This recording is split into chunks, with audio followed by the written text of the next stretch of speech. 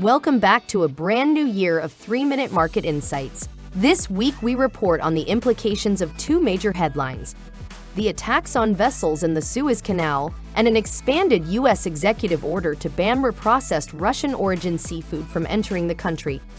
One of the world's top trading routes, the Suez Canal is essentially closed for business now to many shipping companies because Houthi militia in Yemen have been attacking ships in response to Israel's war in Gaza.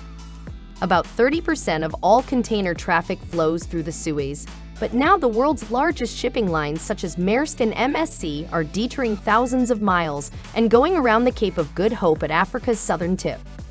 Shipping lines industry experts cite that this will result in a 20% decrease in supply of shipping capacity. This is because in order to service longer routes with the same frequency, more ships would be required.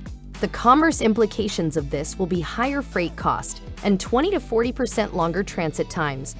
This mostly affects shipments between the EU and Asia, but also between Asia and the US East Coast as well.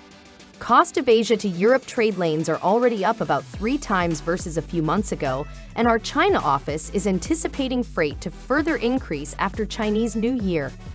Shipping line experts do not believe there is a short-term solution in restoring this route. Even with enough military support, any sort of vessel insurance policy may be void sailing through a war zone. On the other side, the Panama Canal is having its own set of problems due to drought, resulting in a decrease in the number of vessels going through. Now, moving on to the new U.S.-Russia sanctions.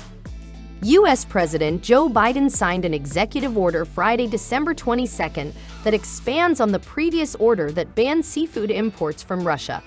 The new order now bans Russian-origin seafood that is reprocessed in other countries such as China from entering the U.S.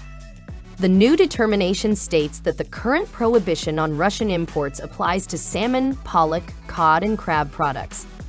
The order went into effect immediately, and U.S. importers have through February 21, 2024 to import Russian-origin products already in the works. Russia is a major raw materials supplier of pollock, salmon, and cod, and so after February 21st, the U.S. will no longer have access to Russian supply of these major categories.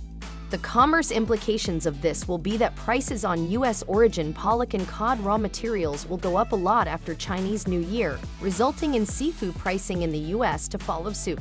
Russian origin raw materials are predicted to see prices fall, especially for Russian pollock. Some plants are speculating it may drop to under $1,000 per metric ton by February. It could be estimated that about 60 million pounds of Russian caught pollock will need to find another market that is not the USA. Our recommendation is to secure your supply now, as imminent price increases are expected due to a more limited availability of pollock and cod and rising freight costs. Thank you for joining me for the Tradex Foods 3-Minute Market Insight. This has been Jackie, reminding you to buy smart and eat more seafood.